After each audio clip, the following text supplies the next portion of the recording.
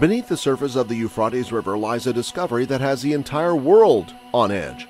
A mysterious and ancient structure has been uncovered, and its origins and purpose remain shrouded in mystery.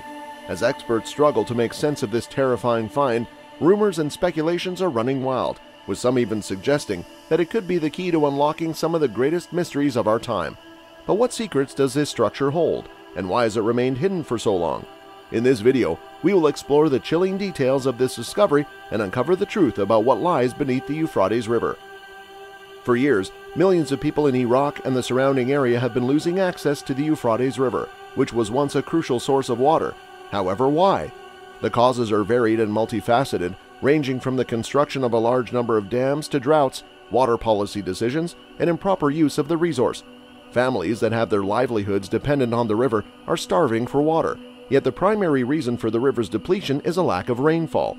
The people of Iraq are experiencing the greatest drought in recorded history, and the effects of climate change and rising temperatures have only served to make the situation even more dire.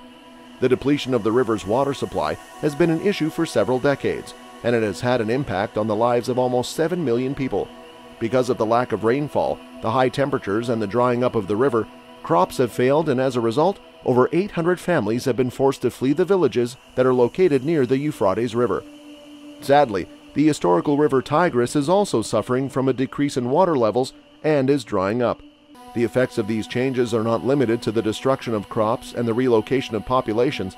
It has an impact on the entire ecosystem and poses a risk to the delicate balance that exists between the various forms of life in the area. As we go deeper into this topic, we will investigate the underlying causes of the decrease of the Euphrates River, as well as the terrible impacts that this decline is having on both the people and the ecosystem. In addition to that, we will investigate the actions that are being taken to solve the issue, as well as discuss the steps that we may do to assist. One of the indicators that we are living in the end times, according to Islam, is the Euphrates River. One of the indicators of the apocalypse that is described in the Hadith is the Euphrates River getting smaller, and this is one of those signs. This information is mentioned in a few different hadiths, and it was also conveyed directly by Rasulullah, may Allah be pleased with him. One of the longest and greatest rivers in the Middle East is called the Euphrates River, also simply known as the Euphrates. The length of this river is roughly 2,781 kilometers. The Euphrates River begins its journey in Turkey and continues through Syria and Iraq before joining forces with the Tigris River to form the Siatul Arab River. This river eventually drains into the Persian Gulf. People living in Turkey, Kurdistan, Syria, and Iraq all have access to clean drinking water because of the Euphrates River, which flows through their countries. As a result, the Euphrates River plays a significant part in the economic development of these countries. According to the information provided by Dr. Sayoki in the book Geography of the History of Ancient World Civilizations, written by Julian Widya Saptura and Muhammad Azmi, the river divides the Taurus Mountains, then passes through Syria in the city of Jarablus, passes through Iraq in the city of Al-Bukmal, and meets the Tigris River in Al-Qurna and empties into the Arabian Gulf. The theorem regarding the river Euphrates. According to author Ibn Noiguero's book Basics of Understanding Faith, Islam, and Isan, one of the signals that the end of the world is approaching is the arrival of a mountain of gold on the Euphrates River. The Hadith of Rasulullah, peace be upon him, explains this, and he is quoted as saying, "The day of judgment will not come until a hoard of gold is found in the Euphrates River," the Prophet said. As a result of that, people are killing each other. In addition, there is a death toll of 99 people for every 100 people. According to Bukhari and Muslims, every one of them wishes, "May I be the fortunate one."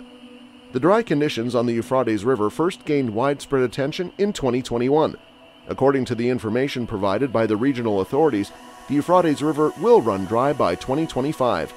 In December 2022, the local government issued a report predicting that a severe drought will strike the region that the Euphrates River feeds in 2025.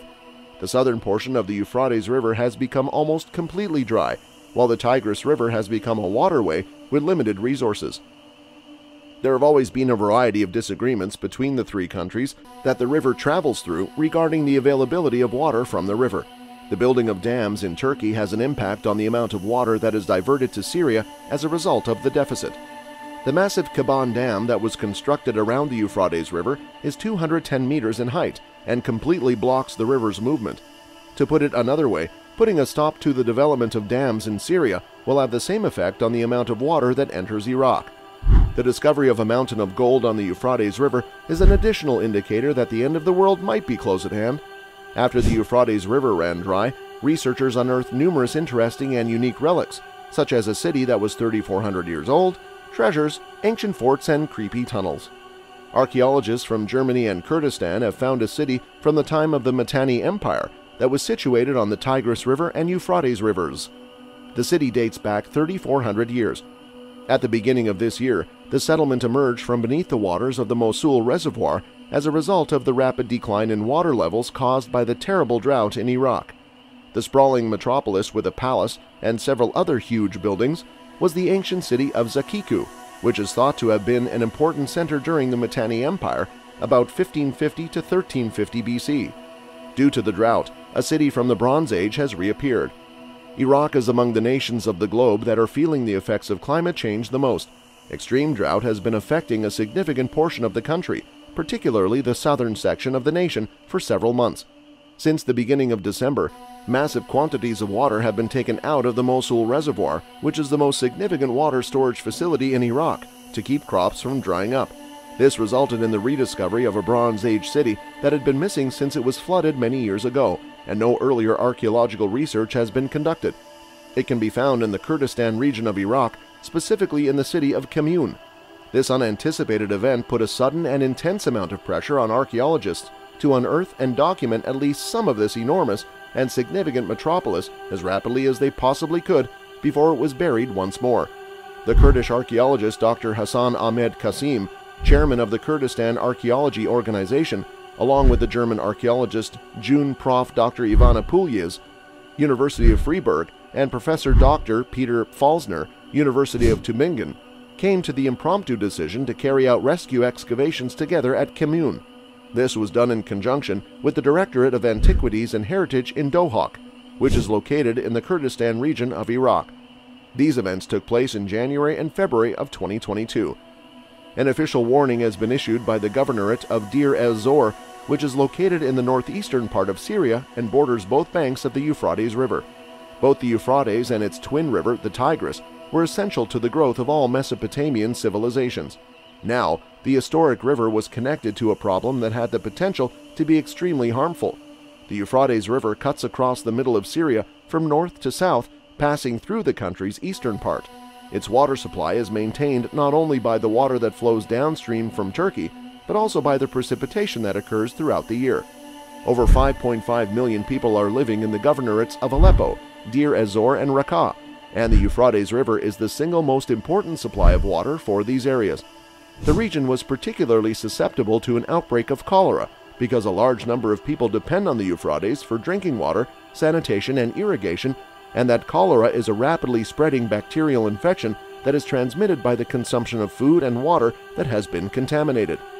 The regional warfare, the absence of sufficient sewage disposal and treatment infrastructure, and the record low water levels brought on by historically poor rainfall have all contributed to making the situation much more precarious than it already was. Many of the communities in the northeast have reported that the water they have been getting from the Euphrates is murky and has a foul odor. However, because they are unable to purchase filtered water, they are compelled to continue drinking from the river and using its waters to irrigate their fields.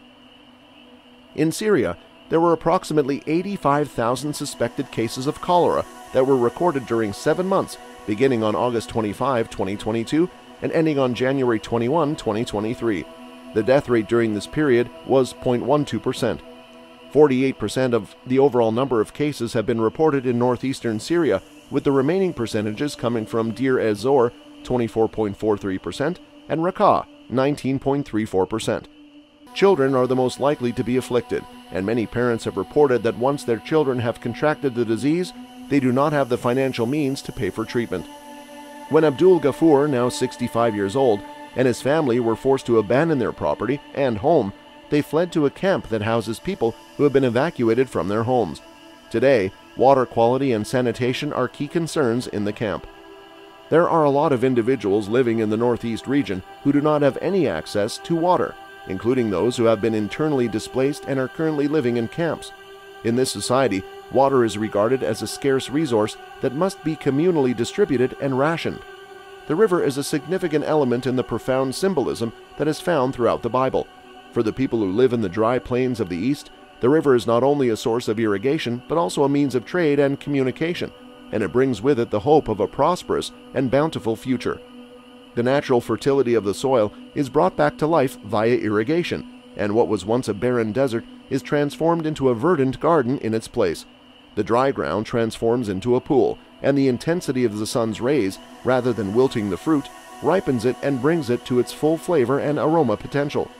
The first of these encompasses, according to Genesis 2:11 and 12, a region that is rich in gold. The Christian scientist is aware that the longed-for El Dorado of his hope and trust can only be discovered in watchful devotion to the first commandment. By doing so, he gives up the notions that life, wisdom, and satisfaction can be found in the matter, and instead demonstrates life as spirit, which is God. The landmass of Ethiopia is circumnavigated by the second river. Interestingly, this kingdom was controlled by a dynasty of queens, whose dynastic title was Candace, when the rights of women were generally regarded to be unimportant. The period in question was during the Middle Ages. In this court, a man of great authority who had traveled to Jerusalem to worship was baptized as a Christian by Philip the Evangelist. This guy was the custodian of the treasure and had traveled to Jerusalem to worship. On the banks of the third river, which was called Hiddekel, when Israel was in captivity, an angelic word came to Daniel during a time of terrible sorrow. The message said, "O man greatly beloved, fear not. Peace be unto thee, be strong, be strong." Because of this angel, he was able to get to his feet, grow in his Christ-like stature, and become endowed with the courage and power he needed to complete his divine purpose. The fourth river was the Euphrates, which was a river that played a significant role in the history of the Israelites. Abraham received the promise while he was already an old man and did not yet have any children. According to this prophecy, the territory that stretches from the river of Egypt to the big river Euphrates will be given to Abraham and his descendants. In the following ages, the Israelites were given the command to enter and possess the country that had been promised to them, including all of its mountains and valleys, all the way from the ocean to Lebanon and up to the great river Euphrates. That's all for the video today. We will be right back with more such videos. Don't forget to give this one a thumbs up and subscribe to our channel. Thanks for watching.